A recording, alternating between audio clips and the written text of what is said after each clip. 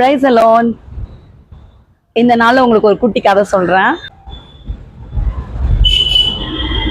எல்கானானி ஒரு மனிதர் இருந்தார். அவருக்கு ஃபர்ஸ்ட் ஒய்ஃப் அன்னாள், செகண்ட் ஒய்ஃப் பெனினாள். அன்னாளுக்கு குழந்தை இல்லை. அதனாலதான் அவங்க செகண்ட் மேரேஜ் பண்ணி பெனினால கல்யாணம் பண்ணிக்கிட்டாங்க. அப்போ அவங்க வருஷம் வருஷம் ஆலயத்துக்கு வருவாங்க. சரியா, அங்க பலியிடுவாங்க.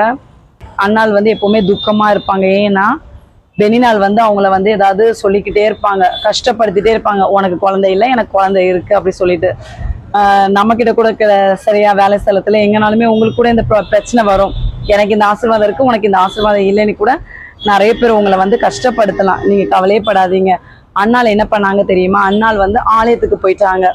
ஆலயத்துல போயிட்டு அங்க ஏசப்போட பாதத்துல கதறி அழுது ஜோம் பண்ணாங்க.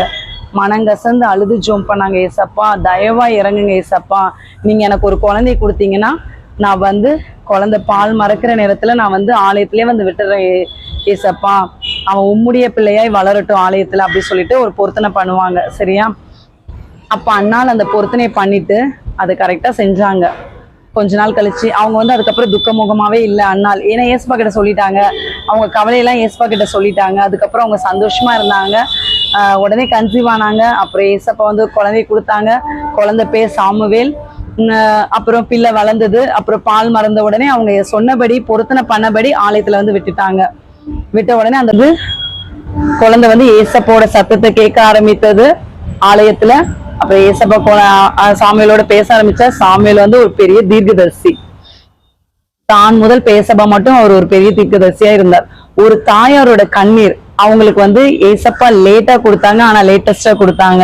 சோ நம்மளுடைய வாழ்க்கையிலயும் எந்த ஆசீர்வாதம் லேட்டா வந்தாலும் அது லேட்டஸ்டா வரும். ஏசப்பா அவருடைய பாதத்துல அமர்ந்திருந்து அழுது பொருத்தனையோடு ஜெபிக்கிற எல்லா பிள்ளைகளையும் ஆசீர்வதிக்கிறதுக்கு அவர் வல்லமையுள்ளவரா இருக்கிறார். அவருடைய பாதத்துக்கு தேடி ஓடி வந்துடணும். நம்மளும் நம்மளுடைய வாழ்க்கையில எப்பவுமே ஏசப்பாவோட பாதத்துல இருக்கும்போது ஏசப்பா நமக்கு பெரிய ஆசீர்வாதங்களை வச்சிருப்பாங்க. இப்ப நீங்க கூட பொருத்தனை பண்ணி ஜோம் பண்ணலாம்.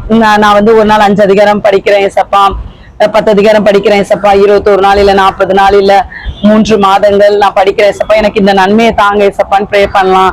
இல்லைன்னா ஏசப்பா எனக்கு வேலை கிடைச்சதுன்னா அதுல உங்களுக்கு தசமாக கொடுக்குறேன்.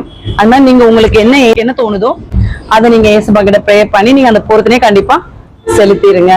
கர்த்தர் உங்களை ஆசீர்வதிப்பார்.